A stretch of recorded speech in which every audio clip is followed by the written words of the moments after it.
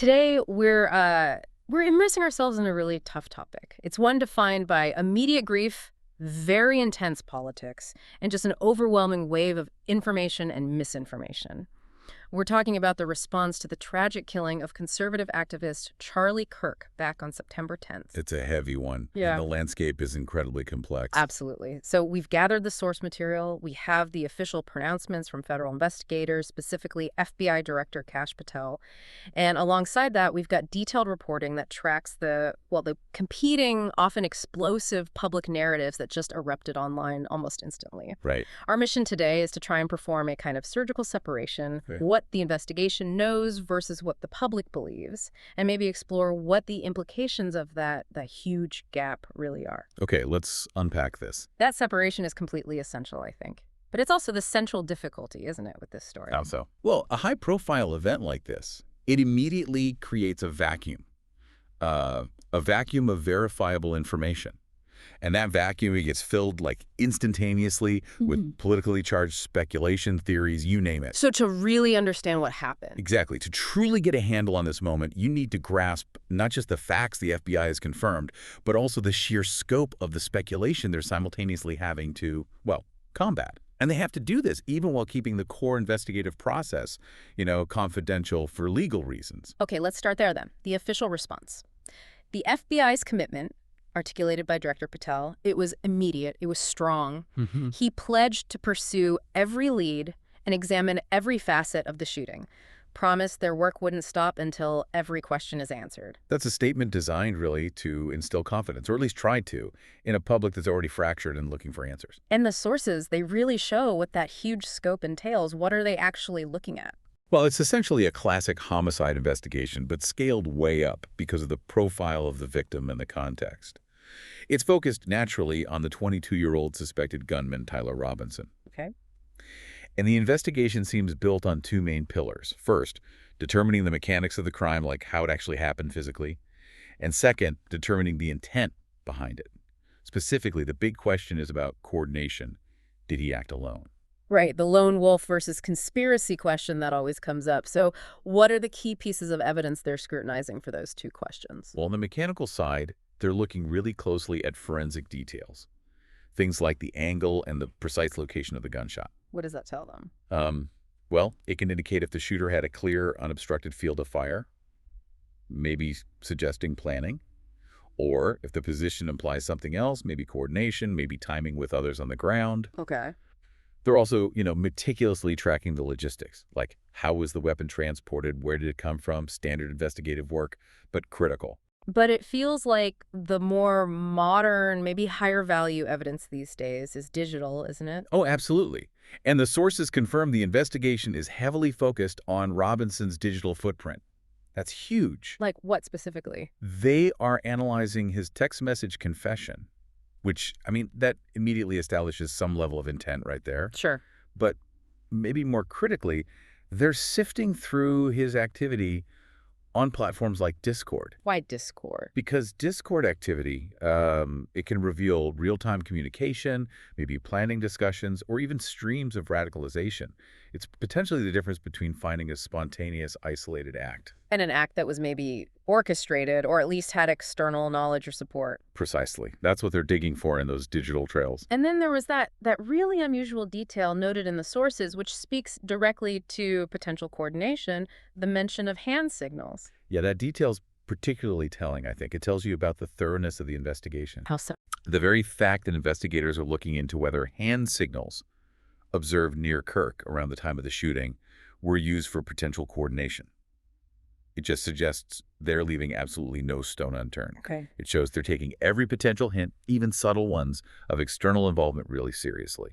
They have to rule things in or out. Right. So all of this intense investigation, digging into Discord, looking at hand signals, it leads directly to the question of transparency, doesn't it? It always does. Patel explicitly cited the need to protect the integrity of the investigation and subsequent prosecution. That's his justification for the limited information release. But I have to wonder, doesn't that necessary secrecy, doesn't it ironically just feed the beast of speculation? It's the perpetual paradox, isn't it? For federal law enforcement in these high-profile cases, it's a real tightrope walk. Explain that. They have to withhold key details. If they release too much too soon, it could, contaminate potential witnesses, maybe compromise the admissibility of evidence later in court. They need a solid case for prosecution. Makes sense. However, in the absence of those official facts, the public, the media, commentators, everyone fills the void with their own assumptions, their own theories. Nature abhors a vacuum, right? Yeah. If we connect this to the bigger picture here, it's just vital, I think, to keep coming back to the official baseline. What have investigators actually said? That's it. Which is that currently, federal investigators have not issued any information indicating that anyone besides Robinson is responsible for the killing itself. So the focus is Robinson. The entire public focus of the investigation seems to be confirming or denying any assistance he might have received or any external motivation for him, the single suspected shooter. That's the core task. Okay. And that leads us perfectly into the first massive sort of public relations battle the FBI had to fight against that immediate wave of disinformation. Right, a transponder thing. Exactly. Within hours of the shooting, this very specific, very technical claim gained widespread traction online. The claim was that a plane flying near the site of the shooting had allegedly turned off its transponder. And the implication was immediately clear to those spreading it. Suggesting what? External interference. A getaway plane. A government cover-up. All of the above. Yeah. It's a perfect example, really, of how these specific technical-sounding rumors can just take root when you have high public emotion mixed with low official transparency. It sounded plausible to some, I guess. Well, the rumor was simple, it was dramatic, and it suggested malice or conspiracy. The FBI simply couldn't ignore it, even though it seemed tangential. They had to dedicate resources to debunking a plane rumor while investigating a murder. So what was the finding? They looked into it with the FAA, the Federal Aviation Administration, right? They did. And Director Patel had to issue a very specific, very detailed rebuttal. He laid it out quite clearly. The transponder was not disabled. Full stop. So what caused the confusion? The appearance of a gap, or sort of missing data in the flight record, which is what fueled the whole conspiracy. It was caused by something far more mundane. Incomplete data in rural areas. It's just a known limitation, a technical reality of how flight tracking systems sometimes work, especially outside major corridors. It wasn't a smoking gun for a coordinated assassination plot. That distinction is just fascinating, isn't it? You have the complexity of the truth being, a data collection issue in a rural area. Right. Pretty dry stuff. Yeah. And that's up against the simplicity of the lie, which was just transponder off, therefore conspiracy. The first one requires a bit of analytical thought, understanding limitations. The second just requires, well, suspicion or paranoia. Exactly. And the FBI was essentially forced into the role of being a data quality controller for the public. They had to spend time, maybe even political capital, explaining technical aviation details. When they should have been focusing. When they ideally would be focusing solely on the shooter's logistics, his communications, his intent. It's a significant diversion of resources and attention. And the timing. You noted the timing was critical here, too. Patel's clarification on this whole transponder issue, it was posted on X, formerly Twitter, just an hour before Kirk's memorial service began in Arizona. Yeah, that timing is really telling. What does it tell you? It shows real urgency. They were clearly trying to preempt the public framing of the event, trying to, enforce some kind of factual boundary before the national conversation got completely locked into these unfounded narratives. Trying to put the toothpaste back in the tube, maybe? Something like that, yeah. And what's fascinating here, moving beyond just the transponder, is how immediately the event itself was weaponized. Right. It transformed almost instantly from a tragedy, a crime, into a raw political flashpoint. And the sources, particularly the CNN reporting by Marshall Cohen, they documented this in detail, didn't they? How these conspiracy theories just gained traction instantly. Yes, and Cohen's reporting highlighted how they served existing political grievances across the entire spectrum, rather than genuinely seeking truth about the event itself. It became fodder for ongoing battles. Okay, let's try and look impartially at those competing narratives then, based on the source material. Starting with the claims that were circulating primarily on the political left. Okay. Cohen's reporting noted suggestions, and we have to stress, advanced without any supporting evidence that the murder might have been orchestrated by powerful figures. Specifically, some theories mention former President Donald Trump, suggesting it was maybe a way to divert public attention from the resurfacing Jeffrey Epstein scandal. Right, that was one line of speculation reported. A high-level intentional diversion theory. And alongside that, And alongside that, you also had theories attempting to link Tyler Robinson, the suspect, to established far-right organizations, groups that had actually clashed with Charlie Kirk in the past. to the idea there was That narrative suggested the killing was maybe some kind of internal feud, like within the broader conservative movement or ecosystem, settling scores, perhaps. But what's the critical analytical point there, according to the reporting? Well, the critical nugget, analytically speaking, is that those claims, those theories, they often directly contradicted the emerging evidence about Robinson himself. How so? Indications were starting to surface that Robinson had actually expressed opposition, strong opposition sometimes, to Kirk's specific brand of conservative politics. He wasn't necessarily an ally or an insider. So the theories were prioritizing political convenience. It seemed that way in some cases, yes. Prioritizing a convenient narrative over the developing profile of the actual suspect. Okay, then you turn the lens, and you see almost a mirror image on the political right. They also rapidly constructed a whole network of conflicting theories. That's right. And these theories generally sought to explain the act as, again, not a lone incident, but part of some larger coordinated action against conservatism. Yes, several prominent figures took this line. The sources mentioned people like Steve Bannon and Laura Loomer. And what was their angle? They immediately rejected the lone wolf narrative. They started portraying Robinson as maybe a component in a broader organized terrorist network. Something specifically designed to silence conservative voices like Kirk's. Beyond that, were there other prominent right-leaning theories? Yes, unfortunately. You also saw other influencers advancing these deeply troubling anti-Semitic theories, trying to shift the blame entirely onto foreign entities, specifically blaming Israel for the assassination. And the purpose of those theories? Those seemed designed to integrate Kirk's killing into pre-existing, often conspiratorial narratives about hidden global influence and control, tapping into older, darker tropes. And finally, there's another angle involving distrust of authorities. Right.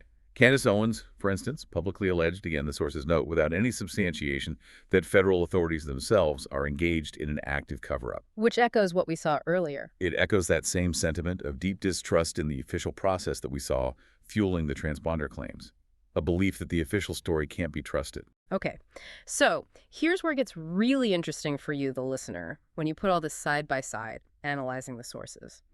On one hand, you have the official FBI investigative track. It looks meticulous, detailed, very evidence-focused. They're reviewing Discord logs, they're analyzing alleged hand signals, they're looking into mundane FAA data glitches. It's the slow, grinding work of establishing actual prosecutable facts. It's not glamorous, it's painstaking. Exactly. And then, meanwhile, simultaneously, the public conversation is just dominated by lightning speed, explosive, and often completely unsubstantiated claims. Claims that seek to immediately integrate this tragedy into existing political ideologies, whether the goal is, diverting attention from Epstein or blaming a vast terrorist network or something else entirely. It's this fundamental conflict, isn't it, between the legal, procedural need for due process, which takes time, and the public emotional craving for immediate, satisfying answers. Answers that often feel more satisfying if they confirm your existing political worldview. That tension really is the defining characteristic, I think, of navigating information, especially around charged events in the modern era. How so? The FBI, they're operating under the legal burden of proof. That requires time, resources, confidentiality. The public's fear, though, it's driven largely by an emotional desire for explanation, for resolution, often leading to the quick selection of the most available or maybe the most sensational narrative. Which brings us back, I suppose, to Director Patel's concluding remark mentioned in the sources. He delivered it with apparently evident emotion. Yes, he said, the entire FBI mourns the loss of Charlie Kirk. We will not rest until justice is served. That kind of dedication, that focus on the formal, often complex process of achieving legal justice. It stands in really stark contrast, doesn't it, to that immediate public environment of just conflicting blame, instant theories, and widespread speculation that has made the search for actual, verifiable truth uniquely difficult in this case. So, thinking about all this, what does it all mean? Let's consider the constraints that were placed on the investigators here. The FBI, the director himself, felt compelled to publicly, officially clarify something as technical and, frankly, tedious as incomplete data in rural areas regarding a plane transponder, Hmm. just to neutralize a public rumor before a memorial service could even begin. Right. What does that specific requirement, that dedication of time and official resources to fighting what are essentially digital rumors, what does that tell you about the immense difficulty of maintaining necessary investigative integrity? An integrity which requires a level of secrecy. Exactly. Secrecy needed to build a case, while also trying to satisfy a public demand for transparency, especially when those key details must be preserved for a potential prosecution down the line.